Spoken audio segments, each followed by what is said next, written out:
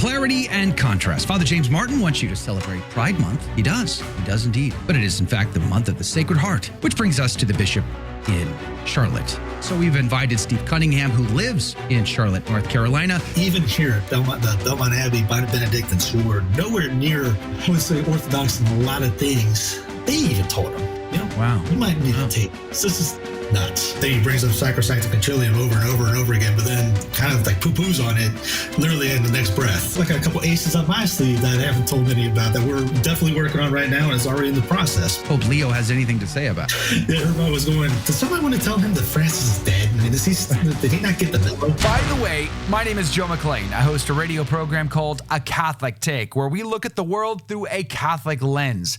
I'd love for you to hang out with us. If you like it, give it a thumbs up and let us know what you think in the comments below. Let's talk about some contrasts today. There's several contrasts that I think are very fascinating to me. The first one here from our good friend Michael Haynes at LifeSite News reported this yesterday. Father James Martin urges Catholics to celebrate Pride. It's especially important for churches to mark Pride Month since much of the rejection of the LGBTQ people have been motivated by Christianity, at least what many people think Christianity teaches. Okay, well, golly gee whiz, Father Martin, there's a difference between, treat people with kindness and charity and acceptance of everything that they do. I don't want the world, let alone my pastor, my priest, my confessor, to accept my sins. I do not want my wife to accept my sins. I don't want my kids to pretend like my sins are okay. I don't want my neighbor to think that my sins are okay. I don't want them celebrating my sins. I don't want them giving any pass whatsoever to my sins, because my sins separate me from my God. And if I die in sin, I go to hell. And I do not want to go to hell. And I want my neighbor to love me enough to want me to go to heaven. And Father James Martin apparently doesn't understand this concept. It's one thing to treat people with kindness and charity. It's quite another to pretend as though their sins are okay. But we live in the age of contrast. It is, in fact, the month of the Most Sacred Heart of Jesus. And so we should be spending our time, effort, and energy in our devotion to the Sacred Heart of Jesus and sharing that news with one's neighbor. And let's talk about this age of contrast and clarity. I saw this news over at our Sunday Visitor, not my favorite outlet, if I'm being honest with you, but this was the most recent article on the topic out of all of them. Diocese of Charlotte reveals liturgical norms still under discussion as TLM limits proceed. Now, I was gone for 2 weeks. You guys talked about this. I didn't. I was like on pilgrimage. I was trying to be present in the moment of St. Paul walking in his footsteps with Bishop Strickland. But I know that when I came back, I needed to get into it. So I've invited Steve Cunningham from Sensus Fidelium, who lives in Charlotte and his boots on the ground there, to join us to talk about it. Steve, good morning to you. Thank you for your time. Morning, Joe. How was the trip? Praise be to God. It was amazing. It was really, really amazing. So many things. I could waste the entire show just talking about it, but we won't do that. Let's talk about Charlotte. Everybody's talking about Charlotte. Everyone is like very concerned about what is going on there. You're there. It's your backyard. It's your community. You tell me. What are you feeling? What are you thinking right now? Well, I mean, the last last week, the response has been fantastic. I mean, St. Anne's had 470 show up for the 12:30 this Sunday, 480 last Sunday. St. John the Baptist reported 250, I think it was last Sunday. I don't know the numbers of St. Thomas, but the overwhelming a lot of people started coming to the Mass, which sucks that you have to have kind of like, you have to get a little gut punch for that to happen. But yeah, I mean, people are still hopeful. The priests are still in the game, in the sense, if you want to use that phrase. If everyone knows, I mean, they're not giving up. They're still fighting, quote unquote. Catholic wise, they're not going into, they're not putting a Luther, here I stand type deal mindset or anything like that. They're still obedient to the legal authority.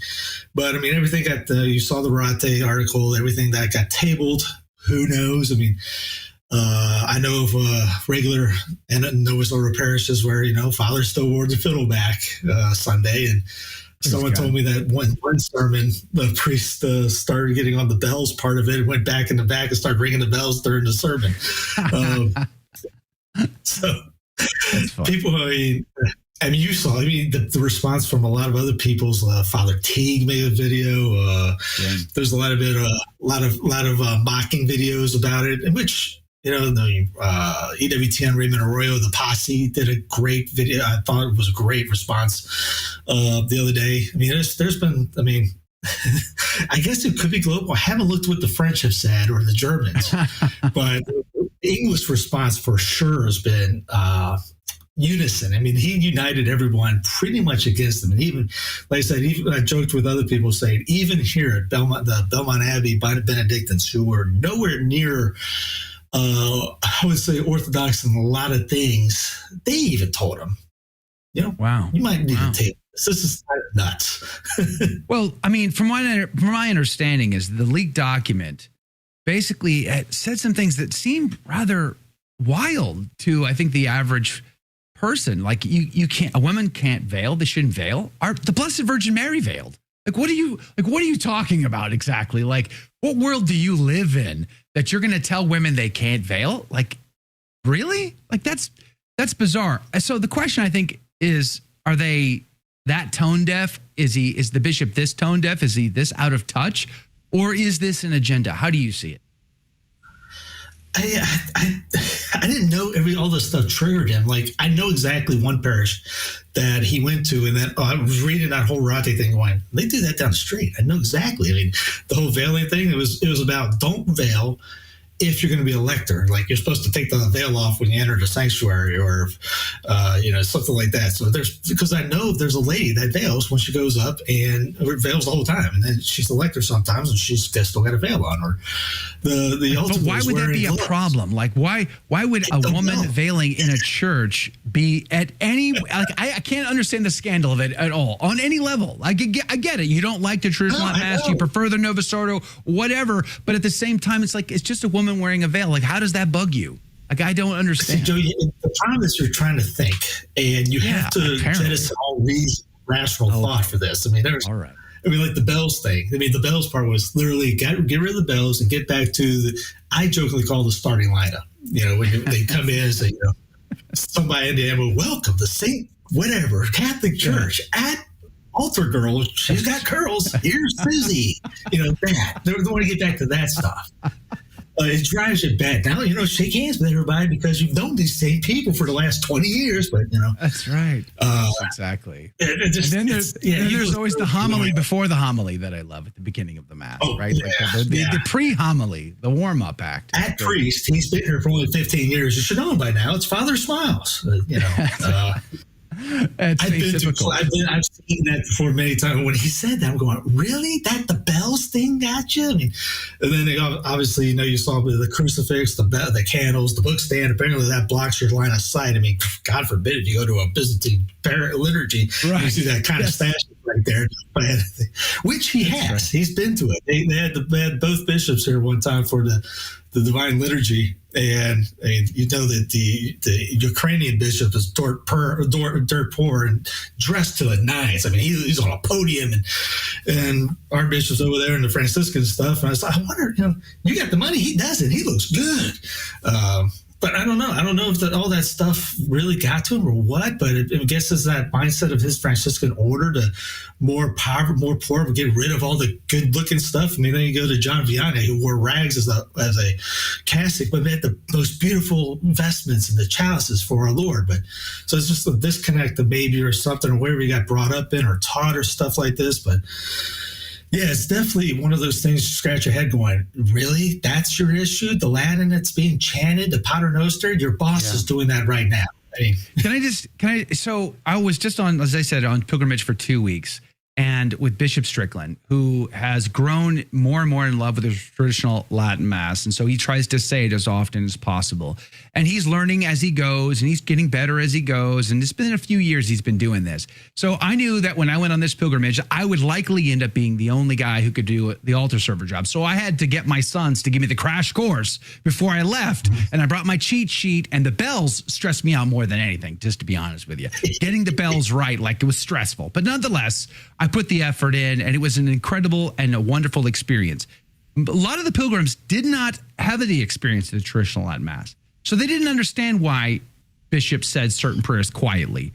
why we were speaking Latin, why he faced liturgical East. So we had the conversation. We were in ancient Corinth, and we were able to have the conversation about why these things were a part of the liturgy, and their minds were blown. They were like, this is amazing. Like we've never known this before. In the Tower of Babel, God sends the people scattered through the earth.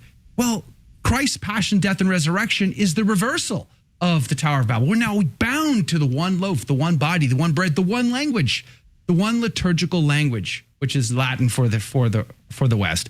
And it seems strange to me that a Catholic bishop can't understand the deeper theological meanings of this and is offended by it. Isn't that weird?